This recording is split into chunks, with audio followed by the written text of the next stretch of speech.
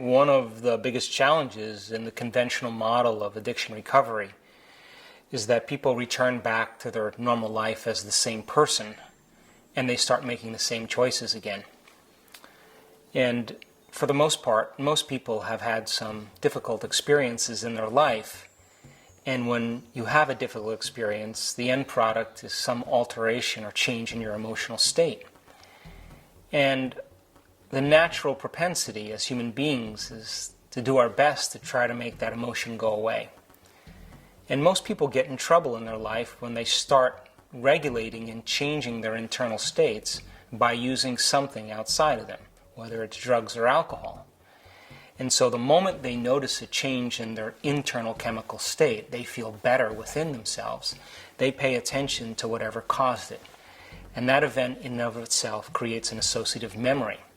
So then every time a person starts noticing anxiety or emptiness or insecurity or fear, they start to think about what took it away the last time.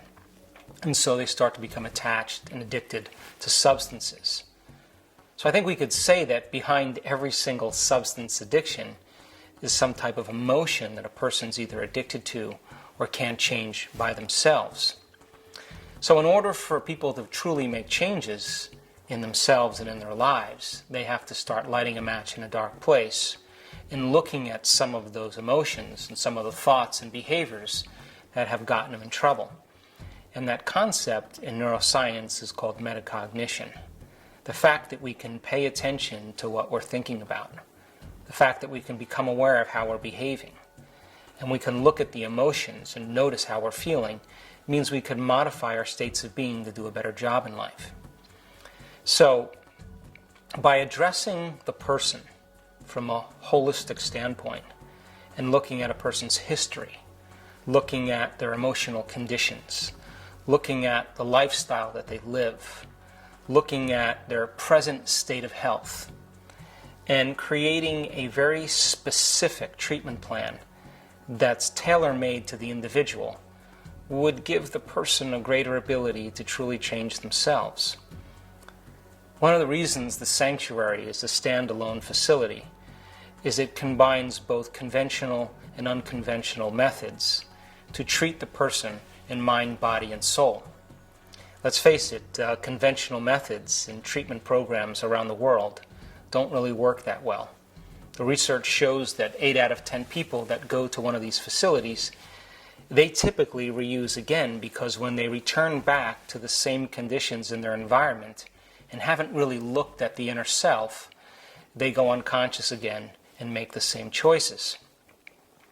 But if you get a group of people that all have some type of substance condition, and you cause them to retreat from their life, you ask them to separate themselves from the people they know and the places that they typically go and the things that they usually do at the exact same time, and begin to go through a process of self-discovery to truly look at who they've been, and give them the proper science and information to point the finger at transformation and possibility.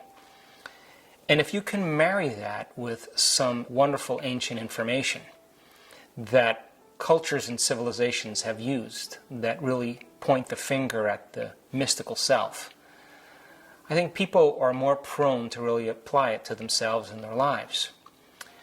So if you then take a person and you're able to measure certain states, for example, the sanctuary does a great job in measuring people's brain states when they enter the facility. They go through a very rigorous training and change, and then their brain is measured at the end. And if there's true transformation or change that takes place, it's not just in their mind, it's in fact in their brain.